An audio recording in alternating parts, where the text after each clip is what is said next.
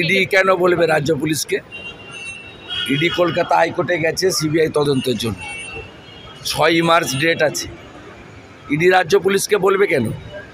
FIR তো রাজ্য পুলিশের হাতে। রাজ্য পুলিশ নয়, ওটার নাম মমতা পুলিশ। 10 দিনে গ্রেপ্তার। আর মমতা পুলিশ কখনো শাহজাহানদের গ্রেপ্তার করবে না, তার কারণ শাহজাহানরা ওখানে লুট করে, ওই লুটের মাল কলকাতায় ভাইপোর বাড়িতে আসে। আর শাহজাহানরা মানুষকে শুধু ইজ্জত নেয়নি, মা বোনেদের ভোট দিতে দেয়নি। আমি যেদিন গেছিলাম সারাদিন ছিলাম, টিভিতে দেখেছেন আপনারা।